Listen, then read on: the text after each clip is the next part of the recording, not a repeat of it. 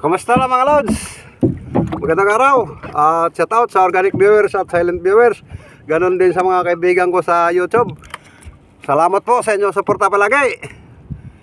At pain natin pasayan mga lods. Ito, pasayan pa rin. Tapos yung may tinggang ganito, mapabigat.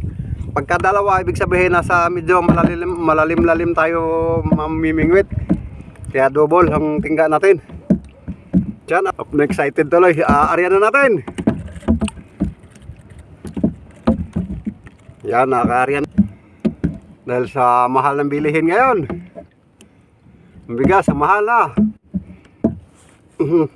Sayang. Yan, may huli na tayo mga lods. Alisin natin ito, nakaharang. Ay, nakaw. Nandito pa pala. Medyo malaki to. Mabigat. Tingnan nyo sa ilalim. Ang ganda mga lods. Ito yung mamahaling isda.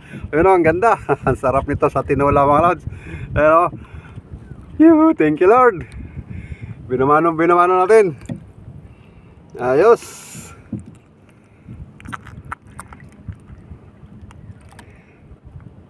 Panimula ito mga lods. Yun. Haha, yung sarap nito. Ayan o. Ayos.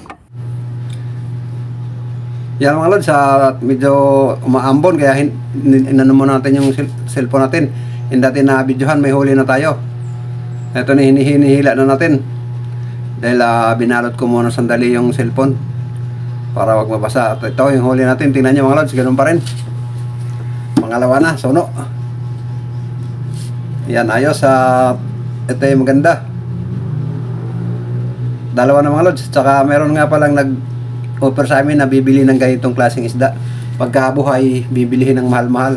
Basta buhay lang.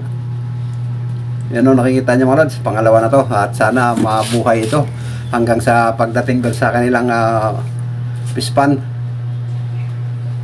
Ayan o, good size na mga lods. Tingnan natin kung ano magagawa natin dito. Mabubuhay ba natin to dahil malaking tiyan. Tinuruan din kami kung paano magtanggal ng ng hangin sa isda, sa tiyan. Yan, ganyan o.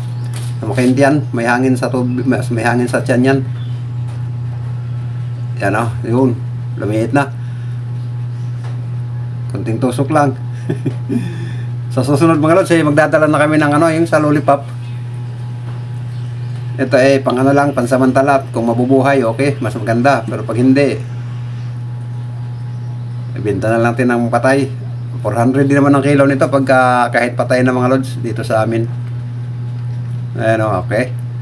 Lagay mo natin sa may tubig at baka mabuhay, baka sakali lang. Sa susunod magdadala na kami ng yung sa lollipop na candy.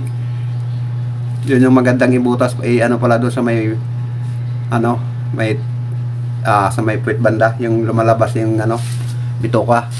Doon natin ka-compress. Ito mukhang hindi susurvive dahil yung kulay, hindi na maganda yung kulay mga lods.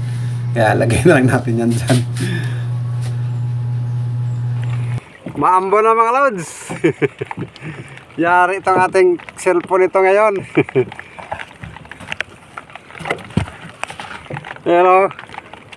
Kita nyo, maambo na. Ay, patay yung cellphone natin pag nabasa.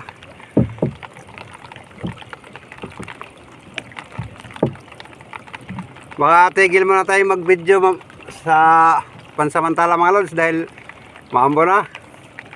Maulan na ba?